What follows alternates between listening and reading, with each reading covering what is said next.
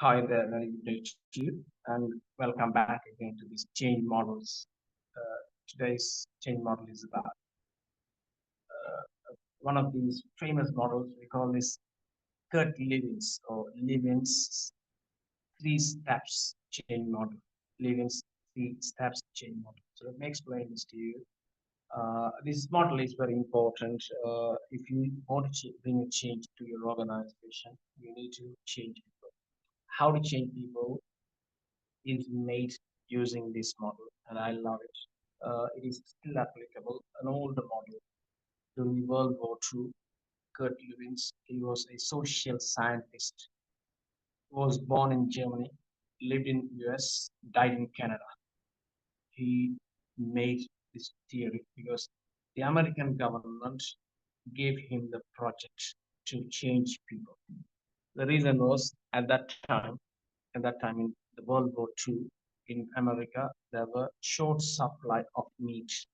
Okay, so food shortage. People didn't have enough meat to eat.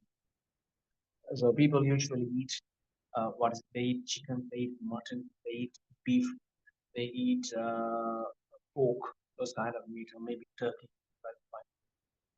Now these were short supply. They did not have enough things to meet the demand of the people, so that they wanted to introduce some new kind of meat. What is that new kind?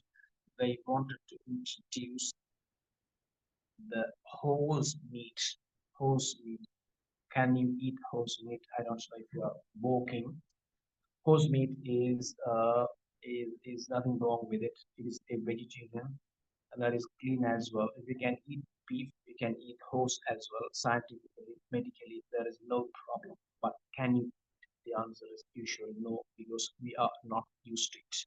But the American government wanted people to eat because they did not have any meat alternative during the World War. So they wanted to change the people to eat some new variety or new kind of meat. So they appointed Kurt Lewis to change the people to eat. This is when he developed this theory.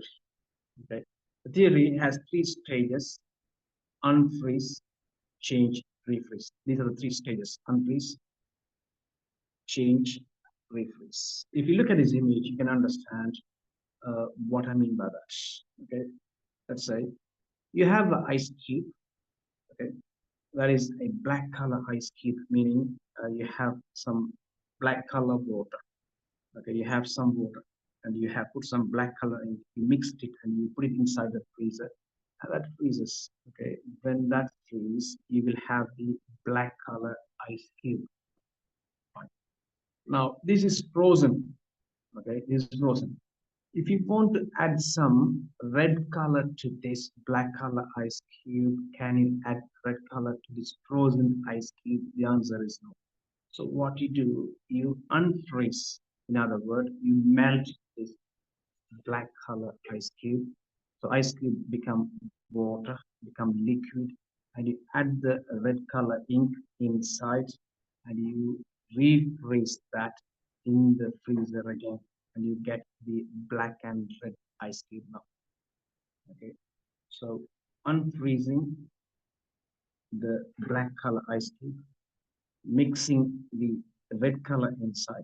When I mean mixing the red color inside, that is what the change is about. You're changing this ice mixture, ice ingredient, and then you are refreezing that one with the change.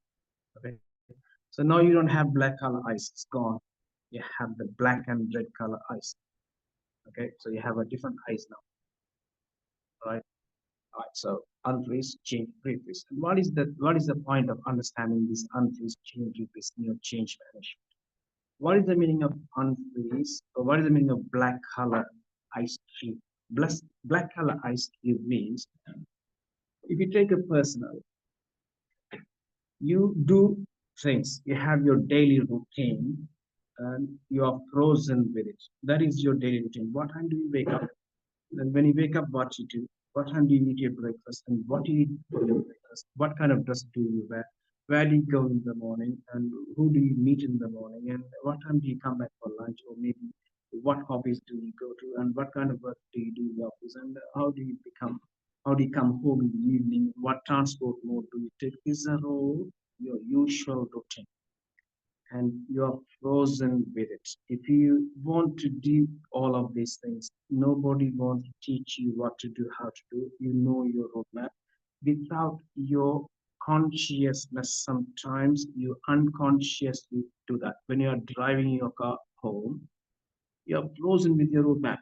Okay, nobody wants to show you the direction you can drive, and you don't look into the roads, and sometimes you're busy talking to someone in the car, you're busy watching some girl walking by pass by uh, the road, or you listen to the radio and so on. You're busy, or talking to someone over the phone. You're busy.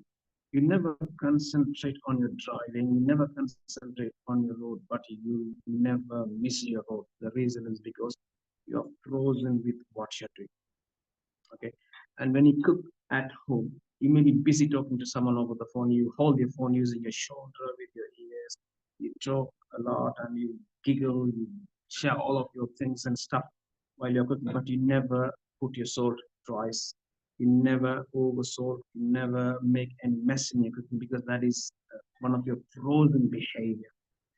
Okay, so you're frozen with it. This is what I mean by frozen. So in your organization, your lecturers are frozen with what they do. They use YouTube clips, so they like to use it. They don't want to make one. They are frozen with using others' YouTube. They are frozen with using whiteboard and the temporary marker. They are frozen with making PowerPoint slides. That's what they like. That's what they do. Now you want to change. What is it? You want to bring in the YouTubes or video clips of your lecturers on their own. You want them to make one for you. You want them to use smart boards. You want them to use platforms. You want them to use other third-party platforms. You want them to mark assignments. These are all changes. And if you want to bring in this change, all you need is to unfreeze them from what they do.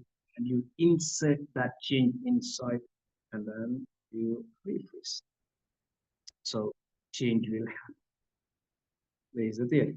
Okay, let me explain this even further. Now, these are all life practicals, or otherwise life experiences, I would say. Now, let's say you go out with your husband. In the class, there are all girls, so let me take these examples. You go out with your husband, and then you saw one sari hanging on the window display of a uh, grid of a fashion chain of a textile. So you look at it and you look at that color of the sari and look at yours color, then you say, okay, this is going to match with me.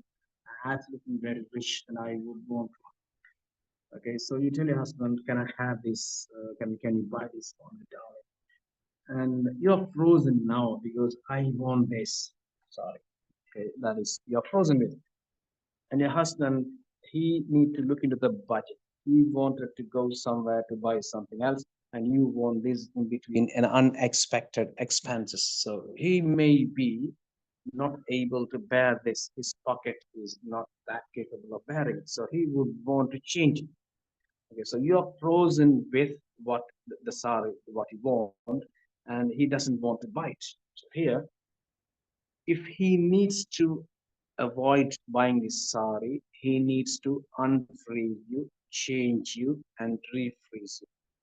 How does that work? He needs to, you're frozen with the sari. I have to unfreeze you.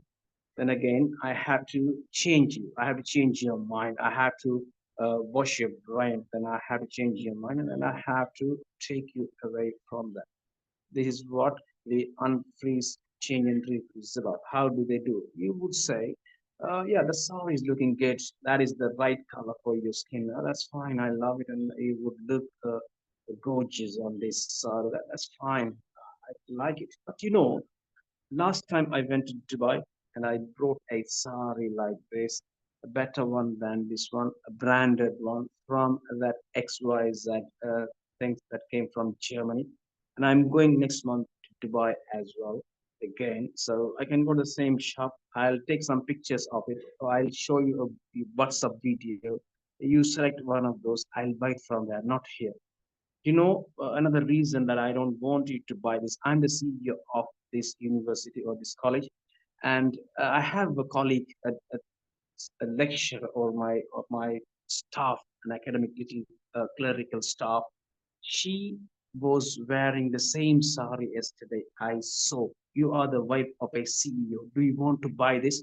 And she would back off. She would say, okay, are you really going to Dubai next month? Yeah, yes, of course, I'm sure I'm going. His ticket is already booked and the meeting is already fixed.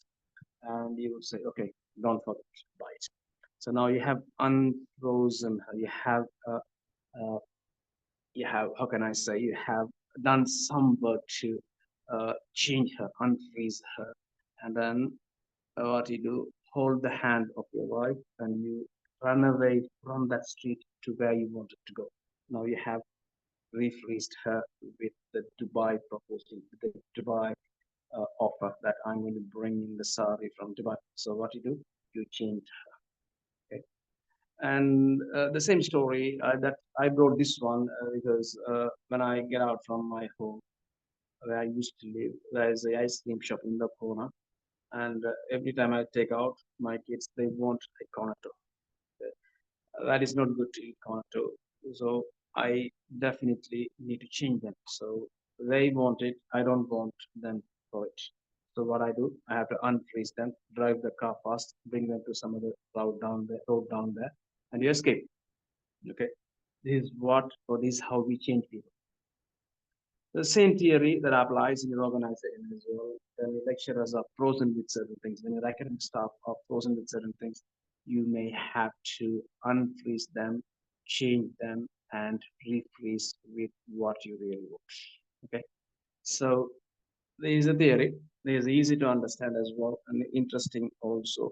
You may use this, or you might have used it in the past. You may use this for your life as well. And there's another part of this theory, which is the force field analysis. And I'll be doing this in the next class because the time is over. And I see you in the next class to discuss this. Have a good evening. Thank you very much. I see you later. Have a good one.